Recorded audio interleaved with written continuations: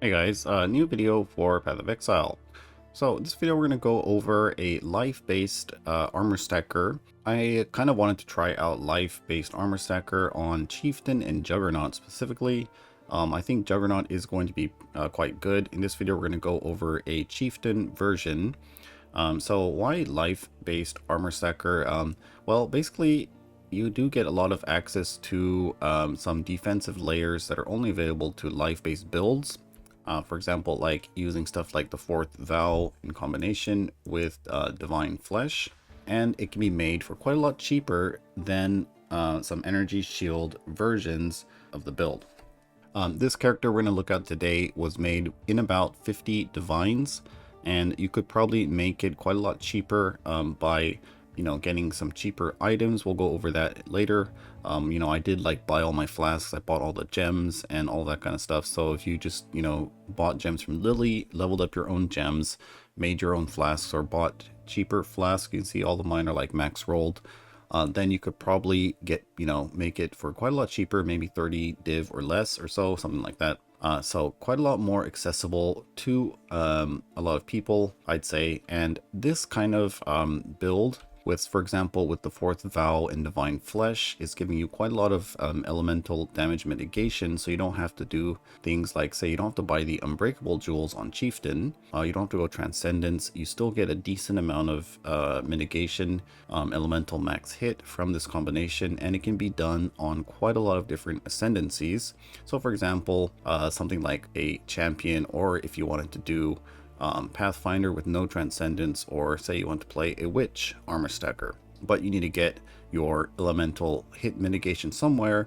Well, this combination we're going to go over is something that will provide quite a good amount of defense. So why life, and why do a lot of armor stackers go ES? So this is something that a lot of people ask, so I thought we'll go over it in this video as well. For me, I think the main reason to go CI instead of playing a life-based build is, well, CI just negates all chaos damage, and if you can remove one damage type from the game, then that's better than getting, say, like a lot of mitigation towards it, right? Because it's just gone, it's not there, so it's, even better than getting mitigation. So that's the main reason. It does solve things like poison, wither. There's a lot of things you'll have to do to get, say, for example, poison mitigation and all this kind of stuff that ends up being quite annoying.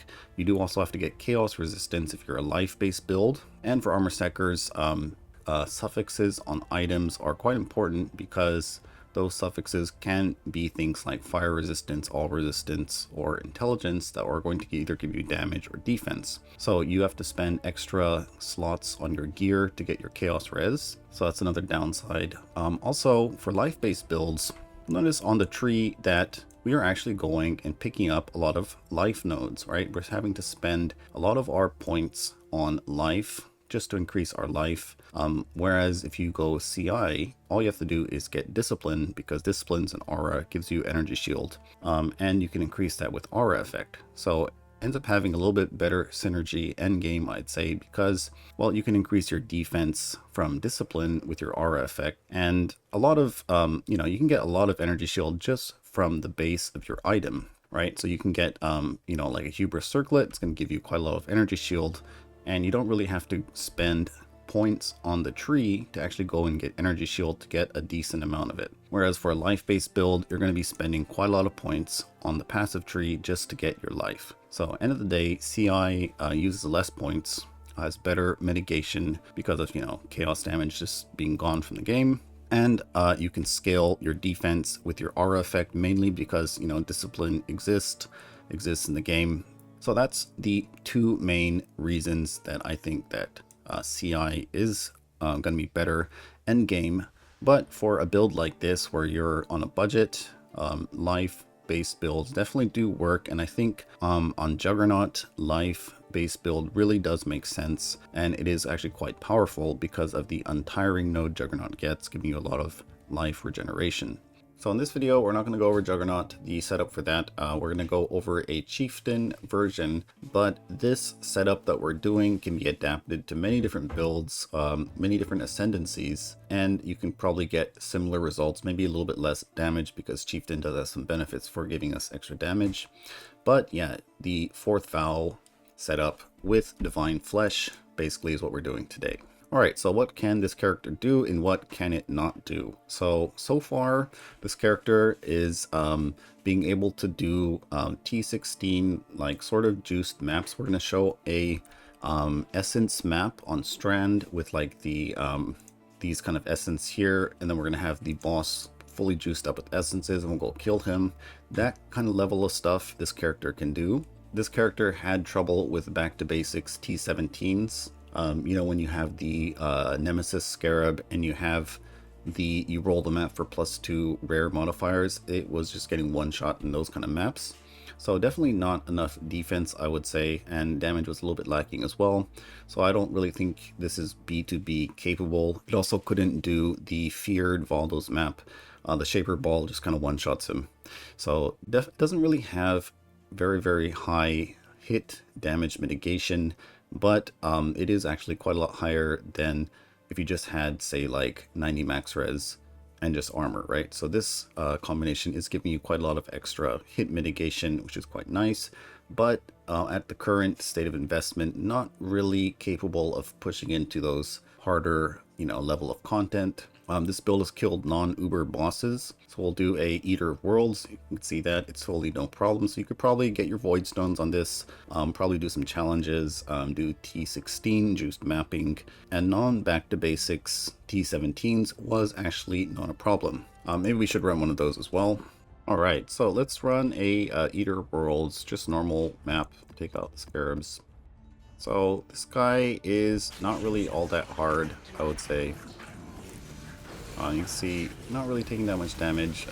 We don't really do so much damage. I think combined we have like, what, like 30 mil DPS or something like that. So not really super high, but you know, this kind of character can take out these normal, you know, pinnacle bosses relatively easy, I'd say. I did try some Ubers with this character, but like I did Uber Cirrus, that's the only one I tried, but it was kind of hard. You know, you do have to like dodge some things, and Cirrus did end up actually killing me a couple of times, and I just lost portals and just kind of didn't really want to keep going. I think you probably could do Ubers. I mean, people are doing Ubers with less stats than this, honestly, so you should be able to do them, right? But you probably have to be a better gamer than me. Alright, so that's the boss. Pretty easy. Alright, let's try a map. So it's going to be essence map, right? Just, I don't know, I just threw this tree together to kind of get some essences. So we're going to have the essences, and then we're going to imprison the boss with the essences. I'll show you a couple of the essences as we go and clear the map, and then we'll skip towards the boss, because these maps do take quite a bit of time with the amount of essences that are in the map. Alright, so let's get going. So for these kind of T16 maps, damage is actually quite nice, I would say. You do have some trouble sometimes with like a really juiced essence mob if it has like regen on it. I currently don't have any kind of regen reduction, but you could sort of get that in the build, I think, if you want, like maybe just carry a frost bomb or something like that. But yeah, let's get some of these essences out here and try to kill them off. So yeah, you know, these essences are quite tanky, but we can actually kill them off pretty easily, I'd say, with this character, especially when we get our Soul Eater stacks, which we don't really have yet.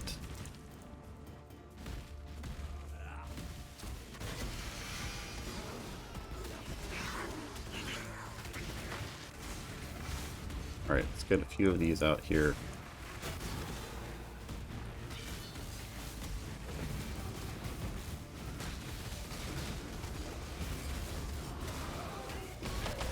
Alright, pretty easy. Alright, so I think that's pretty good for now for these kind of mapping. Oh, actually, wait, let's do this. Let's get all of these guys out at once. Then we can try to like one-shot them all with the ball smite. Hopefully we don't die. I can't click on this.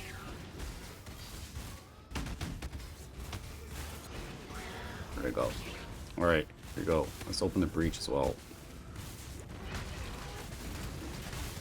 Alright, pretty easy. One more ball smite.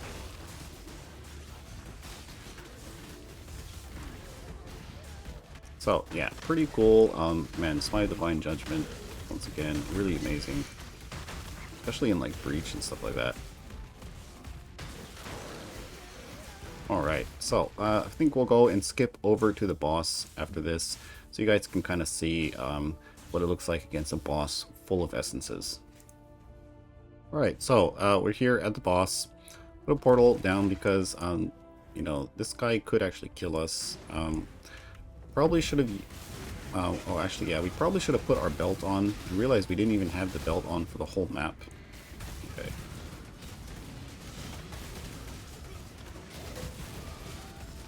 Yeah, this guy can kill us. We're already actually killing him. Let's use our ball skills. Try to burst him down. Got one of them down. Let's kill the other one. Ramping.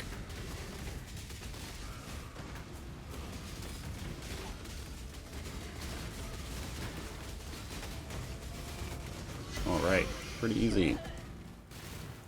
So, I mean, I think for like T16 maps, this might be as hard as it gets until you start adding Delirium and that kind of stuff. But you can see the character is quite capable of doing these kind of T16 strats. Pretty much probably any T16 strat this character can do, I would say. I think these Essence ones, the Essence boss might be the harder ones to do. But anyways. Alright, so let's try a T17 map. I did say we were not going to do with Back to Basics because I don't really think this character is Back to Basics ready in its current state. You probably want something like Progenesis, maybe some better gear, some better damage and that kind of stuff. But we're going to try it anyways on my Back to Basics Atlas, just for, you know, just because we can, I guess, right? I don't think we're actually going to be able to complete it, but we'll just see what happens. This character can probably do the non-Back to Basics if you just want to go and kill the boss to unlock the slots. Like, that's probably totally fine, I would say, but anything over that in its current state, you know, is sort of pushing it. But let's just see what happens. So there's just a lot of damage in these T17 maps that one-shots this character. I'm not sure, maybe it was like the map mods that I was doing when I was testing out the character, but it wasn't really fun. So this map, the map mods are actually quite easy, so there is that. But I mean, yeah, I mean, it looks okay, I guess. But then again, yeah, this map is rolled very, very easily.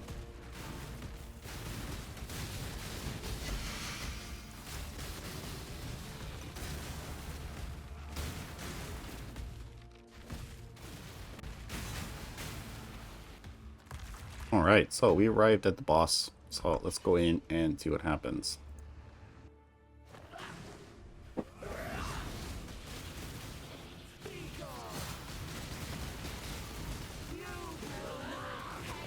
We do want to avoid some of these attacks. Probably with Molten Shell we could have tanked it, but I do want to save my Molten Shell for the red explosion thing. This thing here, otherwise we'll probably die. But yeah, I got the first phase down, that's pretty nice. Now this guy here, put the totem back up. I'm just going to use my ball skills for this guy because the, what would you say, explosion, like these little balls that come out, do kind of do quite a bit of damage.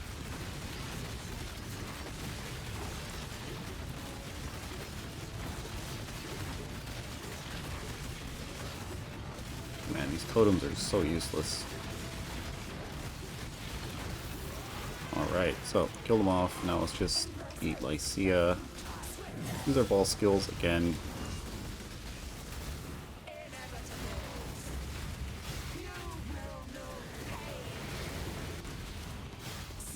Hey, we pulled her off. Deathless, actually pretty cool. Alright, so let's get into the character, how we're building it. Let's go into POB real quick. Alright, so this is the POB of the current character. And so first of all, this character is doing a Divine Flesh with the 4th vow combo. So what that means is we have the 4th vow giving us armor applies to chaos damage taken from hits. So similar to Transcendence, but for chaos damage.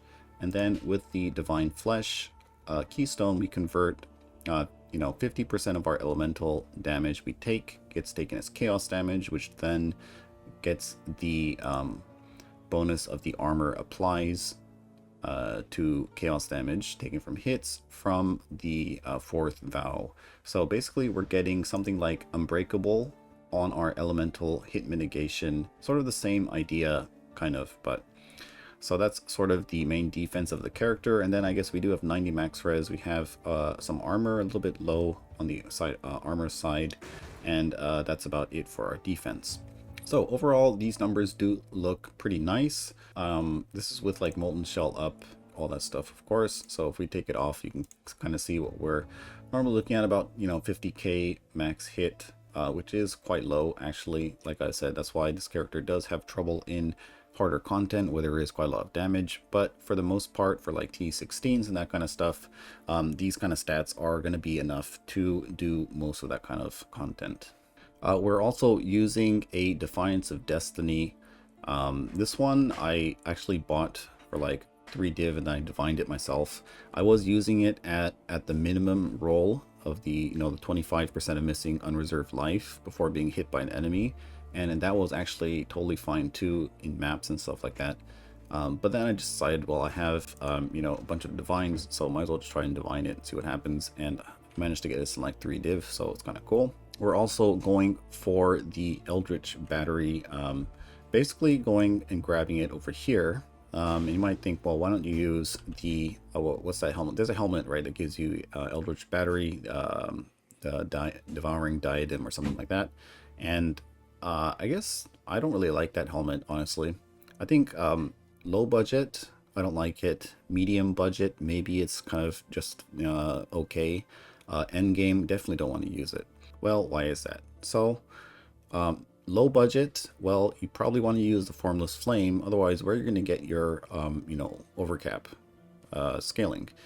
You can get it on a Grasping Mail, but if you get it on a Grasping Mail, then you can't use 4th vow, right? So basically, if you're going to be using 4th vow, you're kind of locked into using the Formless Flame, which means we go in path here. And actually, honestly, not the end of the world pathing here, because we get access to this aura cluster over here. We get some nice life nodes, jewel socket. And if you were to cut out this whole part of the tree, you're going to gain maybe about 14 points, but actually kind of less, because then what people do is they get the Impossible Escape for Chaos Inoculation, and then they go and grab this area and maybe even Whispers of Doom.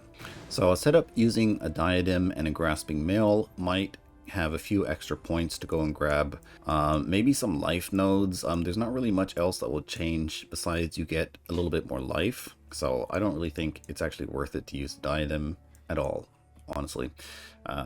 Even like mid-game, maybe it's okay, right? Like with the cheap Grasping Mail and a Diadem. But in that case, I would rather have the Grasping Mail, the Cold Overcap Grasping Mail, and then just keep using the Formless Flame and have a double Overcap setup going if I was on like a medium budget. And end game budget, you'd have the double Overcap Grasping Mail. I guess we're talking about Chieftain, right?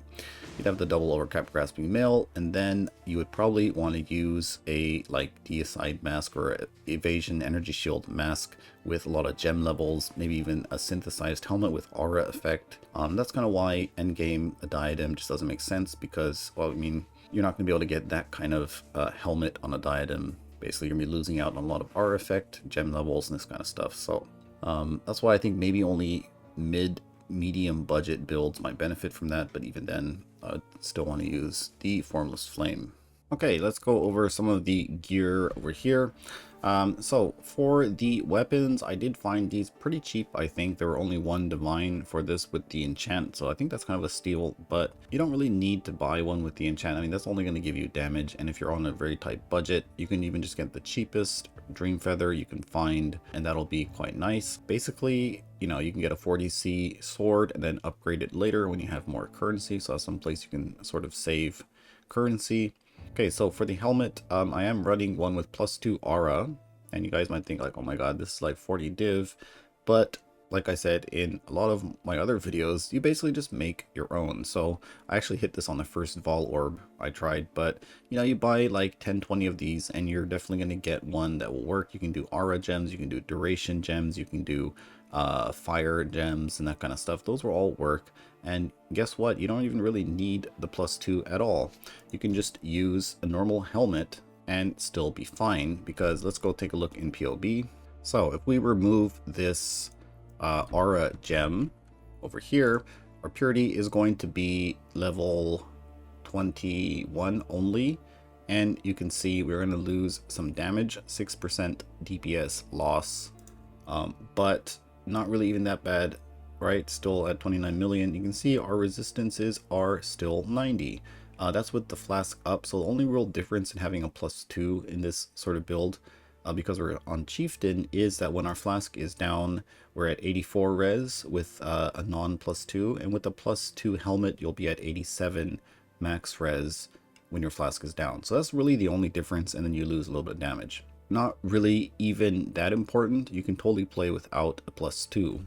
Okay, so fourth vow, I'm surprised how cheap these are. I actually was able to buy this with a 5% increased max life for about 3 divines. Now, if you just want to get a 6 link without any corruptions, they're 1 div, so very cheap.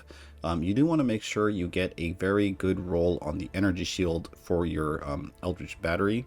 We do need to have about, you know, over 550-ish, probably close to 600 plus is recommended for the how would you say, the Divine Blessing setup, because we're using Eldritch Battery. So definitely want to get some energy shield, a nice energy shield roll. And then for the amulet, Defiance of Destiny, I think you definitely do need this amulet, because otherwise you just don't have enough sustain. We are running some life regen over here. We have like 1,000 life regen when our flask is up. We don't even have the regen flask. So when we use our ruby flask, we get 1,200. So kind of nice regen. We're getting quite a bit from our Fire Mastery and then a Vitality Aura, but that's not really enough to keep up with a lot of the heavy damage. So Defiance of Destiny definitely recommended. Once again, you don't need a max roll. You don't even really need to catalyst it. You just need a Defiance of Destiny. I played on with one with the minimum roll and it was totally fine. But you know, if you do have the currency, definitely recommend you get a very nice roll on the you know, the gain missing unreserved life before being hit by an enemy. Okay, so for the ring, you can see that we do have some very nice stats, and I actually got very lucky making this ring. Let's break it down though.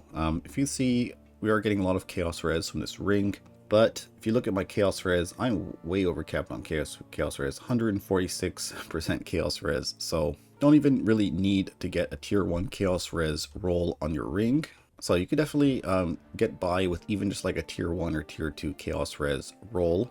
I am crafting on the reduced mana cost of skills, because that does sort of make your divine blessing cost a little bit less. And then I did get a fractured life base, but not really that important. You know, I mean, just giving extra life, right? But what you do definitely need is the dex. You can see we are very, very low on dex. So getting dex on your ring is going to be quite important to get dex for your stats. Otherwise, you'll have to get it on the small clusters, and that might be a problem.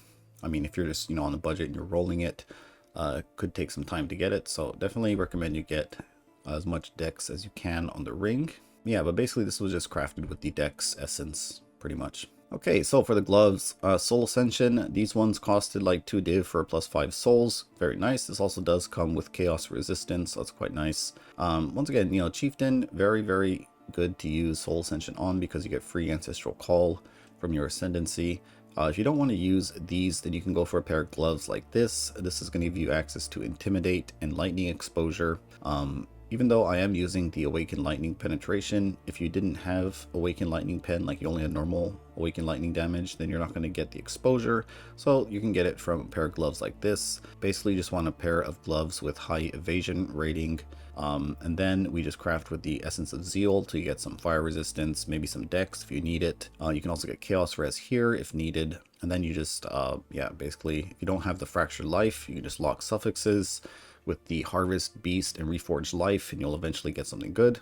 So very easy to craft these as well. Boots are also just normal +7 March of the Legion. And that is sort of the gear. Let's go over the gems real quick. We have our first aura setup over here. We have another aura setup in the gloves. This one is not actually using, it's only using 1 Enlightened 3, I believe. Yeah. So only 1 Enlightened gem, so that's quite nice, even though they are very cheap. For the main link, I'm actually using Fortify support in my main link because I don't want to get it on the swords because that's going to push up the cost of the build. But if you did have a Fortify sword, you could drop Fortify for something else, like maybe Awaken Elemental Focus or Ruthless support, or there's quite a few other ones. You can go look in POB what would be the highest damage for your build. And then we're also using Poacher's Mark to get frenzies when we fight bosses. And then let's see what else, anything other useful things. So since this build didn't get enough reservation to run the haste aura, that's one aura we're not actually running. I wanted to have a little bit more movement speed. So what we're doing is I'm actually running a Quicksilver instead of a Jade Flask. And we have faster attacks linked to the Leap Slam to make it move a little bit faster in mapping and that kind of stuff. But this is a gem link you can remove. You can put in like Culling Strike if you want, or you could even do an automation support for your Molten Shell or Cast Damage Taken, whatever you want. And that is sort of the gem setup. So for flasks, these are all sort of the same flasks we use on every Armour Stacker, except this time we are using the Quicksilver. Now I bought all these flasks for like a little over a divine each. So if you got worse flasks or made your own, then you can definitely cut some of the build costs down here. Also with the gems, I bought every single gem and I'm actually quite surprised at how expensive some gems are. Like level 21 Wrath was quite expensive, I remember. Let's just see real quick. Yeah, like 1 divine for a level 21 Wrath. It's pretty insane, I'd say. So that's one thing you can do is just level your own gems and you'll save quite a lot of money. I think it was about maybe 9 or 10 divines total on all of the gems. So that's quite a big cost right there. You can cut down on if you're on a budget. Okay, so since we are not able to run the haste aura, one thing I like to do is if I'm doing content that's not very hard, I'm going to turn off my Wrath aura and then I'm going to turn on the haste aura. So basically you run without the Wrath aura, you're still going to have quite a lot of damage. And you get to move a little bit faster. It makes mapping feel, you know, a little bit better when you have the haste aura active. And that's actually why I'm actually reserving this one little point here. I actually don't really need this mana reservation when I'm actually running the Wrath aura. You can see here I can actually get rid of this. So if I just only wanted to run Wrath and didn't care about running normal haste, I could actually get rid of this and actually add on some more life to my build, which would be kind of nice. Maybe you could do that as well. So that's just one thing I'm just doing because I like to swap around on the auras. Let's talk about immunities and that kind of stuff. So this build, we were running Purity of Elements. We're immune to elemental ailments. We get our stun immunity from Unwavering Stance. And then we are getting poison or pseudo poison immunity from the Soul of Shikari. This is totally fine for poisons for the most part. This also does come with a nice benefit over here of reduced chaos damage taken. Because of the divine flesh over here, we're taking quite a lot of our elemental damage as chaos. So that means we get an additional damage reduction on that elemental damage as well as chaos damage, which is quite nice. And then we're getting our bleed immunity from the armor and evasion mastery over here. So basically immune to all elemental ailments, all like poison and bleed and that kind of stuff. Okay, let's go over the passive tree and clusters and jewels. So we're running a few different types of clusters in the build. First large cluster here. Basically the main thing I was trying to get is the martial momentum because I needed a little bit more accuracy so I could lower some precision levels to get enough mana. So that's the only thing I'm trying to get here is just accuracy. And then over here we have the Insatiable Killer one. So this gives Frenzy Charge on kill, which is okay, but not even really needed because we do have Frenzies on Poacher's Mark against rares. So this isn't super important over here. But this one, Feed the Fury, maybe it's okay to get a little bit of Life Leech into the build. So that's why I'm getting it mainly. The last cluster is going to be Stormdrinker. Now this is actually needed for the build because we do need some ES Leech, so we can actually leech back our energy shield. Otherwise, you're probably going to be running out of energy shield when you're attacking, especially when you have Soul Ascension and you're attacking very fast. You're going to deplete your energy shield quite quickly, so I definitely recommend you get Stormdrinker, get some lightning damage leech in the build. Is definitely recommended, I mean required, I would say. Let's talk about the Timeless Jewel. So the Timeless Jewel, the only thing you really need is the Glorious Vanity, and it needs to have sacrificed in the name of Zibaqua, or however you say that, because that gives you the Divine Flesh Keystone. Now whatever else you get on here, you can find ones with Aura Effect, quite nice. You can also find ones with max chaos res, I believe. Can't really remember, but I think Aura Effect is the way to go. And funny enough, you know, we're at 80 max chaos res. Going past 80 doesn't even really give you that much of a benefit. You might think, oh man, what, you know, why don't you go to 90 chaos max res and all this kind of stuff? And that's might be super important, but after testing, putting some stuff in POB, it's not even worth it. The amount of mitigation you get from doing that is not really worth the cost, because you're going to have to run small chaos clusters with Born of Chaos, I believe it is. A few of those, you're going to lose your aura effect, you're going to lose your damage, lose your armor. So and end of the day, you're not even going to be gaining that much extra max hit. And I think just staying at 80 max res, chaos max res, and then just focusing on getting life is going to be better at the end of the day. Right, so that's the Timeless Jewel. Pretty nice, very cheap. You can get them for like 40 seed, 1 divine, if you don't really care about what's on it. Let's see what else. So let's talk about some of our other jewels over here. I do have 1 CB jewel with increased mana reservation efficiency. That's pretty much all you really need. Like I said, not super important, because you can always just grab this one here, this point here, and actually not even have to run the mana reservation efficiency. So that's not a problem.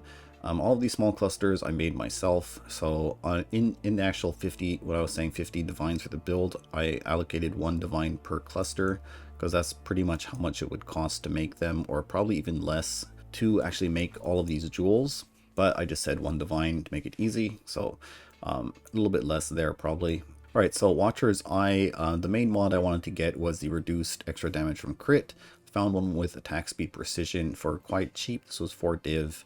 But if you just get the reduced damage from crits from determination, they're like 1 to 2 divines, so that's quite cheap. You could also alternatively get the reduced crit damage on your body armor, and then you could use a Watcher's Eye like a damage one, or you could get one with like life gain on hit, which is quite cheap as well. Or you can do like Lightning Pen with Wrath and attack speed precision, and that kind of stuff, and get a little bit more damage out of your Watcher's Eye. Alright, so that is pretty much the setup for the character. Except with the Pantheons, we're going for our Kali and Shikari. Alright, so that is pretty much it for this character. I think we'll end the video here. Next one we're going to go over, it's going to be a life-based Juggernaut version. We're going to be using some nicer gear like a Nimbus and a nice Mage Blood. I did actually make the Grasping Mill for him yesterday. Well, it's not really finished yet, but it did turn out quite nice, I think. Okay, so that'll be it for this video, guys. Like I said, this sort of build type with 4th Vow, Divine Flesh, very, very nice for a budget armor stacker on any ascendancy, I think. So yeah, you know, use this in your low budget armor stacker builds, like, you know, might be really good on like champion and that kind of stuff as well, probably. Definitely very, very nice way to build the character. All right, well, that's going to be it for this video, guys. Thanks for watching, and I'll see you next time.